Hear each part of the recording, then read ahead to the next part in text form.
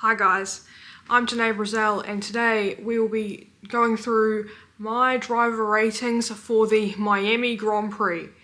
Now I must say I'm exhausted after watching that race this morning. What absolute chaos, and I feel like in general these are going to be very difficult ratings because the sprint was chaotic, the main race was definitely chaotic, so I have a lot to talk about, so we'll get straight into it and we will start with the Aston Martin drivers, and therefore we will be starting with Fernando Alonso, who I am giving an 8 out of 10 for this weekend. First of all, it's very clear that the Aston is more drivable this time around, which is good to see. The vibrations seem to be improved, so it's good to see at the very least it's a car that works now. And yeah, with that, I think Fernando Alonso did a really great job. He got in the mix with the Cadillacs. There was some really good racing between him and Perez in the Grand Prix, which was very fun. And yeah, in general, like some pretty good results in here. 21st to 15th in the sprint, and then 17th to 15th in the main race. I think that's a really good job considering where that car is. At the very least, like, they can fight with the Cadillacs. At least those drivers now seem to be able to entertain themselves on track. And it's not just extended testing for the most part. So that is good to see. And yeah, I think Fernando put in some really good driving with that improved Aston Martin. And then Lance Stroll, I'm going to give a 6.5. Again, he didn't really do as much as Fernando, which is why I've scored him lower, but nothing too awful here. 18th to 17th in the Grand Prix, and then in the sprint 22nd to 17th. It's not awful considering where the car is, but yeah, just compared to Fernando, it doesn't really feel like Lance did a lot, but I'm also not shocked by that. I think obviously Fernando Alonso is very good, so I think for Lance it's just about getting through the sessions right now. So in that case, I think a 6.5 is quite generous and positive for him. Next up, we have the Cadillac drivers, and I'll start with Valtteri Bottas, who I'm giving a 6 out of 10 for this weekend. It wasn't awful from Bottas. I don't think it was horrendous pace-wise in either the sprint or the race, but compared to Perez, he was just nowhere near. Like, it wasn't like he was horrifically bad, but I do think Perez was significantly better than him this week, and so for that reason I have to give Bottas a 6. Speaking of Sergio Perez, I'm giving him a 7.5 for the Miami Grand Prix weekend. I think this was a really good showing from Sergio. In general, he really had Valtteri's number the whole way through. 20th to 16th in the Grand Prix, and then 18th to 16th in the sprint is not bad at all for that Cadillac. Clearly the upgrades they brought are helping. We saw him fighting in the pack a bit. Again, we saw that fight with him and Alonso that was very entertaining, and they both sounded thrilled about it in the media pen after the race, that they had a really fun time with that fight. So overall, I think it's a really positive step this weekend for Perez, and I'm happy to see it, definitely. Next up, we have Williams, and we're going to start with Carlos Sainz, who I'm giving a 7.5 for this weekend. I think it was a good race. Definitely, both him and Alex seem to have capitalised on an improved Williams car, especially in the Grand Prix. They both take home points. Carlos Sainz finished in 9th, which I think was a good showing, and even I think qualifying in 13th was well done from him for the Grand Prix. And again, the sprint, nothing too impressive, but I certainly think it's an improvement from where he was and where the Williams car was in general in the previous 3 races. So I think it's a good weekend for Carlos. Hopefully Williams can keep improving and he can also then keep progressing further up the grid. I would like to see the Williams kind of get in the territory of being able to fight with the Haas, and the Alpine would be, I think, a nice place to see them, but we will see. And then Alex Albon, I'm going to give a 7 out of 10. Just slightly off of Carlos. during the weekend, not by a lot, like he was only one position behind him in the Grand Prix, and the sprint, the team had him do a bunch of weird shit again, but I guess it is because he qualified further down the order, which was his fault that he got his time deleted for track limits, but I don't think it's a bad weekend from Alex at all. It's why it's still a 7, but it just, yeah, wasn't as good as his teammate, and so I have to, demote him by half a point. Next up we have the Alpines, and we're going to start with Franco Colapinto, who I am thrilled to say I'm giving a 9 out of 10 for this weekend. I think this was a fantastic showing from Franco across all 4 competitive sessions. He just seemed super comfortable with the car, didn't get into any stupid incidents other than that bit of contact with Hamilton during the opening stages of the Grand Prix, but aside from that, it was really good driving from Franco all around. His pace was really good.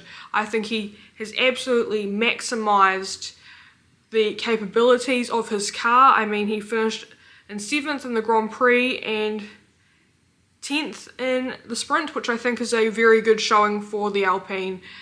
I think that's kind of where it should be, and yeah, very well done from him. He was, better than Gasly all weekend as well, which I think is the big positive for him. And we'll talk about Gasly in a minute, obviously, but yeah, overall, I think a really positive weekend for Franco, and I hope that this form continues, because I really do like Franco and I would just like to see better racing from him, and yeah, I hope this is a step in the right direction for the rest of his season. Next up we have Pierre Gasly, who had a difficult weekend a bit.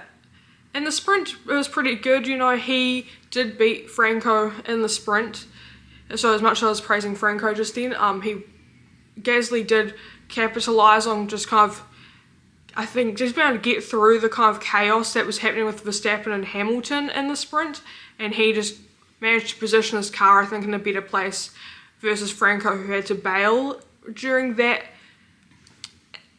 It's not fully an incident, but during that situation, the 3 wide in the opening corners, it did cost Franco there, and so Gasly did make that gain in the sprint.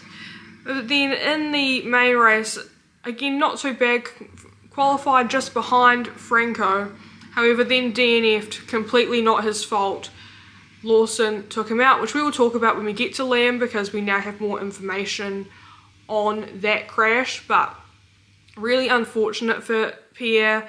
But so because of that, and because he qualified behind his teammate, I'm going to give Pierre Gasly a 7.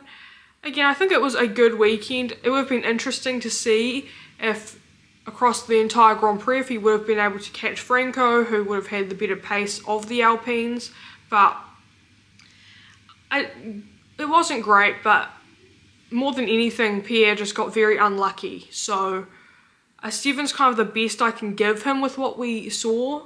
But yeah, I would have been very curious to see how things would have gone if he hadn't have been taken out in that very unlucky incident. Next up we have the Audis, who, God, they had a very eventful weekend, shall we say. But starting with Nico Hulkenberg, I just cannot rate Nico this weekend. Nico, got to do both qualifying sessions, however he was unable to race in either the sprint or the Grand Prix, and therefore I find it very difficult to rate.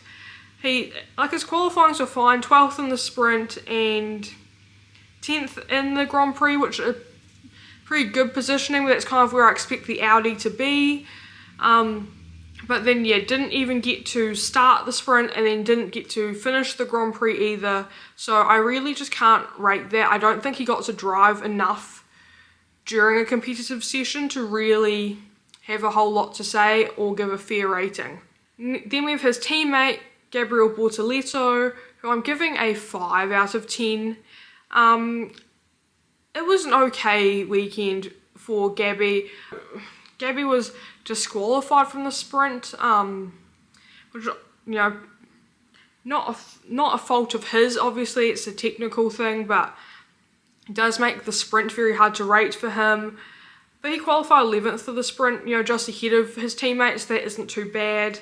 And then in the Grand Prix, 21st to 12th isn't awful, although there were a few DNFs, so it isn't great either. It was a very kind of nothing weekend for Gabby. I feel like we barely saw him except for when his car was on fire.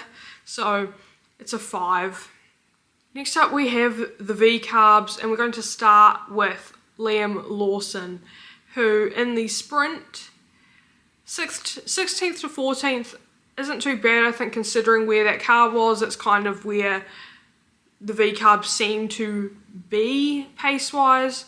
And then in the main race, qualified 11th, did not finish. Obviously crashed into Gasly, caused a massive incident. However, that was not his fault at all. We've since found out after the race that he had a gearbox problem and therefore had absolutely no gears, no control over the car whatsoever, and therefore just very unlucky really that it took out Gasly. Very unlucky for obviously Pierre, but also for Liam. Ended his race as well. So yeah, I have to give Liam a 6, I think, because what we did see was pretty good from him, but yeah, very hard to kind of say much more about it. Then his teammate Arvid Lindblad, I'm giving a 5 out of 10. It was an okay weekend for Arvid, pretty consistently like around Liam's pace, but it seemed maybe just a touch slower or having a slightly more difficult time, but nothing too bad in comparison. But yeah, I do think just a little worse than his teammate, and so that's why I've given him a point less. Next up we have Haas. I'm going to start by talking about Esteban Ocon, who I'm giving a 7 out of 10. I think this was a pretty decent, good weekend for Esteban. Kept out of trouble, kind of, I think, qualified and finished both the sprint and the Grand Prix where he should be. You know, in the sprint he was, qualified 17th, which isn't great in the sprint, but made it up to 11th in all of that chaos. So I think that's quite a good showing from him there. And then in the main race, 14th to 13th, not super impressive on track, but that's kind of not too far off his teammate. And the Haas just didn't seem great around Miami in general. It felt like both Ocon and Behrman were quite anonymous during all of the sessions really. So I think a 7 is quite fair for that. And then speaking of Ollie Behrman, I'm going to be giving him a 7.5 out of 10. Really just because he was pretty similar on pace to Esteban all weekend, but slightly better. Yeah, nothing too crazy from him. Just, I think, yeah, kept it tidy. Yeah, but not a massive difference in comparison to Ocon, so I can't really grade him much higher than a 7.5. Next up we have got the Red Bulls, and we're going to start with Isaac Hadjar. A very difficult weekend for Isaac, really all around. And I hate to give him the score I'm about to. It feels very harsh, but I don't know what else to say other than that it is a 2.5 out of 10 for Isaac Hadjar this weekend. In the sprint, he qualified 9th and finished 9th. But I think the worst thing there is how far off of Max he was pace-wise. He was a full second slower in qualifying, and that is, you know, a huge gap. A really concerning one for him, I think, if that trend continues. I hope for his sake it doesn't. And then in the Grand Prix, first of all, he did a pretty decent Grand Prix qualifying. Still nowhere near Max, obviously, because he was still down 9th, but then unfortunately was disqualified from qualifying due to a technical regulation breach. And then in the race, DNF'd, completely driver fault. That is, you know, an unfortunate move, just clipped the inside corner and then, you know, had no control other than just to ricochet into the wall. But yeah, because it is ultimately driver error and he was so slow in comparison to his teammate, I have to give Isaac Hadjar a 2.5, even though that feels so harsh. Next up we have Max Verstappen, who, a very difficult weekend to rate from Max, honestly. In the sprint, qualified 5th, finished 5th. I think that's kind of where the Red Bull should be. If anything, I think it's a little higher than I expected it to be. Clearly the upgrades are working. But yeah, to be in the pack amongst kind of the McLarens and Ferraris, and I think the big winner for Max in the sprint qualifying was that he qualified ahead of George Russell. But yeah, to be in that mix with the lead teams again is a very good sign. So I think the sprint was quite good for Max. And then in the race, obviously he qualified 2nd, a phenomenal qualifying lap to only be a 10th and a half off of Kimi. And then to finish 5th, honestly, like, the stats don't even begin to describe what went on during the Grand Prix. Obviously, he spun on lap 1, trying to avoid hitting Charles, from what I understand. Then pitted very early for the hard tyres. I think maybe a little too early. I think if they'd held off on that for like 5, even just like 5 or 10 more laps would have been very beneficial for Max long term. But Red Bull took a risk. He pitted very early, then made his way back up through the pack, through all of that traffic, into podium positions again. A really good drive, and then just unfortunately the tyres just didn't have the life in them at the end to really defend a whole lot, and dropped back down to 5th. Overall, I've given him an 8 out of 10 because while I do think there are errors in there, obviously the big spin being it, but I also do think, like, if any other driver had a massive spin like that on lap 1, that would be their Grand Prix over. I think the fact that Max knew how to get out of that very quickly, you know, and he still was in the top 10 even after that, which I think is impressive. And then, yeah, took a risk on the strategy. It didn't fully pay off how I think Red Bull were hoping, but to still end up 5th after a race like that, I think is a very solid drive, and therefore it's an 8 out of 10. Next up is McLaren, and we will start with Oscar Piastri, who I'm also giving an 8 out of 10. I think this was a very good weekend from Oscar. However, it did just feel like he was kind of constantly on the back foot in comparison to Lando. I mean, in the sprint, he, you know, qualified 3rd, finished 2nd. I think that's quite a good result. But when his teammate was on pole and then won the sprint, you know, I have to take into consideration that clearly, like, a win was possible with that machinery, although we'll get to Lando and how I think he had a phenomenal weekend in a minute. And then the big issue for me from Oscar this weekend was Grand Prix qualifying. 7th is, I think, a little too far down the order, considering, like, I would have liked him to have been closer, like, at least within the top 5, I think I would have preferred from him, but made up for it in the race. I think drove a really solid race, finished 3rd. I think it's a very good drive, but yeah, I do think in comparison to his teammate, he just wasn't quite as on it as I thought he was going to be, or as I would like for him to be. So it is an 8 out of 10 for Oscar Piastri. Then we have got Lando Norris, who I'm giving a 9.5 out of 10. I'm not, and I'm going to say this here first, that I'm not someone who normally hypes up Lando a whole lot, but I really do think his driving was pretty phenomenal across the board this weekend. Obviously, sprint pole, sprint win, really looked very comfortable during the sprint. A really decisive win. I think this was like a real, like, drive that made him look like a world champion. It was like, oh, this is why he has a title now. I think it was a great sprint. And then in the Grand Prix, you know, it qualified 4th. It isn't great. I would have expected him to be a little higher, but it's also not horrendous. And the, you know, the top times in qualifying were all very close, so I don't think it's too bad.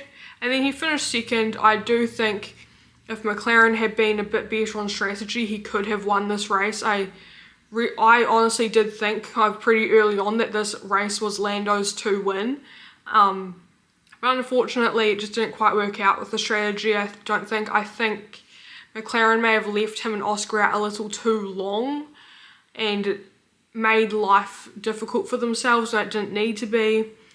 But yeah, I think a really solid drive from Lando all around this weekend, so it is a 9.5. Next up we have Ferrari, and we're going to start with Lewis Hamilton, who I'm giving a 6 out of 10.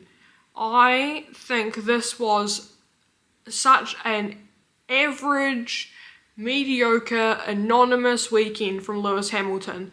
In the sprint, he qualified 7th, finished 7th. In the main race, qualified 6th, finished 6th. And all he really did was drive around on his own a whole lot. He didn't at any point really seem to be able to challenge the cars ahead of him. Even, I think, like, at some point he should have been able to fight with George or Oscar or even Max, but he really didn't. He just kind of was driving around by himself the entire sprint and Grand Prix. And I just think that that's not good enough when we look at where his teammate was. Like, Charles was consistently fighting up in the podium positions in every session, and then Lewis is just nowhere to be seen. Just his pace didn't seem to be there. I don't know what's going on. But yeah, I'm definitely not impressed, so it's a 6 out of 10. Next up we have Charles Leclerc, who was having a very good weekend and then very quickly turned into a not so great one. In the sprint, qualified 4th, finished 3rd. I think that's kind of where I expect that Ferrari to be, and I think that was a good drive. It was a good sprint. Nothing to complain about there. And then in the main race, qualified 3rd, but finished 8th. It sucks what happened in the final lap of the race, because until that point I think Charles was driving a really good race, and I think, yeah, fighting kind of for 3rd or 4th is where I expect that Ferrari to be, especially now that the McLaren has clearly taken a massive step forward pace-wise. I do think podiums are a little more difficult to come by for Charles now if this continues, but I think, yeah, 3rd or 4th would have been good. However, a spin completely caused by driver error that then resulted in a penalty, which I do think is quite harsh. Like, I get that obviously they gave him the 20-second penalty post-race for leaving the track and gaining an advantage on several occasions. However, he couldn't turn the car because he had clearly damaged the front suspension and the steering. But I mean, that all of that was caused by a mistake on his part in the final lap. So a drive that I probably would have rated very highly. I'm still going to give a good rating to it, still an 8.5, because I think overall this was a positive weekend for Charles Leclerc, but that final lap really undid a whole lot of good work, I think. And then finally we have Mercedes. We'll start with Kimi Antonelli, who I'm giving a 9 out of 10. I think this was... Actually, no, I'm dropping that to an 8.5. Now that I've thought about that, I've just remembered the sprint. And the sprint for me is a big issue from Kimi. Qualified 2nd, which was fine, but then to end up 6th in the sprint because he got a 5-second penalty for track limits for only 19 laps of racing, I do think is a little ridiculous. And then in the main race, he got pole and won. However, I don't think it was that impressive of a drive. I think it was a good drive, but I don't know, I just think there were some issues for me throughout the weekend. I think some of his overtaking, especially again in the sprint, was messy and unnecessarily risky. I do think maybe showed some immaturity in his driving at points, but I still do think it was a good weekend from Kimi. He is the championship leader now, and this is his 3rd win in a row, so we do have to start, I think, being harsher with the way we view his driving, because he's no longer just a rookie in the car. He is the championship leader. He has a 20-point lead right now. So yeah, I'm going to give Kimi Antonelli an 8.5 out of 10 for this weekend. And then finally, we have George Russell, who I'm giving a 7 out of 10, because in the sprint he was kind of nowhere, and in the race he was also kind of nowhere. In the sprint, qualified 6th, finished 4th, not good enough. Should have been closer to his teammate. To be a full half a second down on Kimi in both qualifying sessions, I think is ridiculous from George. And then the main race here, qualified 5th, finished 4th. Again, that car is very good, and we saw that the pace of the car was good from Kimi. So from George, I think this is ridiculous. It felt like he was, again, pretty similar to Hamilton a lot of the time, just quite anonymous. It felt like he wasn't doing a whole lot. And then whenever he is wheel to wheel with people, it just always feels so strange. Always feels like it's more difficult than it should be or that it needs to be. Like, I do not understand why it took him so long to pass Max, who was on dying 50-lap-old tyres. Like, why that was a multi-lap battle. Like, the Mercedes is significantly faster on pace already, and to then also have significantly newer tyres, I do not know why he was having such a problem with passing Max. And then just, yeah, overall, just a really, I don't know, just a very odd weekend from George. It just felt like at no point was he comfortable or anywhere near his teammate, but he needs to be. He is now hemorrhaging points in the title, and if he wants to mount a challenge to Kimi, he needs to get on it fast. And I really do think that Canada will be the big indicator of whether he can, because it is normally one of his really great tracks. But if George does not win in Canada, I do think that his title hopes will start to be in trouble. And so for that reason, I will be giving him a 7 out of 10 for the Miami Grand Prix. And that is all of our driver ratings for this weekend. That was a very chaotic, what felt like very long race weekend. Obviously, we now have 3 weeks off of F1 again, so we won't have any driver ratings again for another 3 weeks, obviously, until the Canadian Grand Prix. But yeah, definitely a very interesting race. Definitely a lot going on. I do think some of the changes made to the cars seem to have worked to improve the racing. I think it was way more entertaining. There was less of the annoying yo-yoing, still a bit, which I think is just going to be a part of these new cars we have to accept, but nowhere near as much as it was in the previous races. And it felt like the drivers could lean on the brakes a little more, which is very good to see. So I think overall a very positive weekend for F1 fans and for the entertainment of the sport, I guess. But yeah, aside from that, I don't really have much else to say. So yeah, if you liked this video, please hit the like button, and if you would like to see even more from me, please subscribe.